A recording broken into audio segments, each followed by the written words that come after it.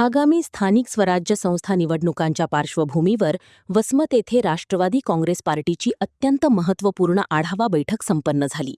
हिंगोली जिल्ह्यात घड्याळ हे निवडणूक चिन्ह प्रत्येक घराघरापर्यंत पोहोचवण्याचा ठाम निर्धार या बैठकीत व्यक्त करण्यात आला.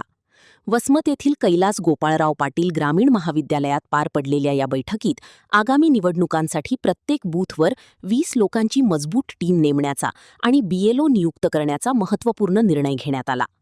या बैठकीला प्रमुख मार्गदर्शक म्हणून वसमतचे आमदार राजूभैया नवघरे उपस्थित होते.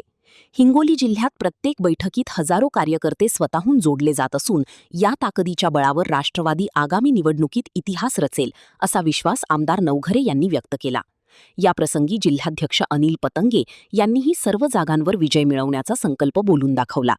या बैठकीचे नेटके नियोजन तालुकाध्यक्ष विश्वनाथराव फेगडे यांनी केले होते. बैठकीला सर्व जिल्हा व तालुका पदाधिकारी आणि शेकडो क्रियाशील कार्यकर्ते मोठ्या संख्येने उपस्थित होते. आपल्या गावामध्ये ग्रामपंचायतला कॅम्प लावून स्वतः सगळेजण चिखलीचे सरपंच आपण सगळ्यांनी तिथं ते कार्ड वाटायचं काम करत होतो. फक्त 22% कार्ड आपल्या तालुक्यात दिलेले आणि 5 लाख रुपयापर्यंत त्याचा इलाज तिच्या माध्यमातून पूर्ण होणार आहे. कॅन्सरग्रस्त आपापल्या गावातली जी मंडळी आहे, ज्या गावामध्ये कॅन्सरचे पेशंट आहेत, त्यांना गावात जाऊन आपल्या सर्वे करून त्याची यादी आणि त्याचे कागदपत्र आपल्याकडे आणून द्यावेत. त्यांना कुठे सरकारी योजनेतून मदत असेल किंवा त्याला पुढच्या दवाखान्याच्या बाबतीमध्ये सुद्धा आपल्याला काम करायचंय. प्रतिनिधी नंदू परदेशी, NTV न्यूज मराठी, वसमत, हिंगोली.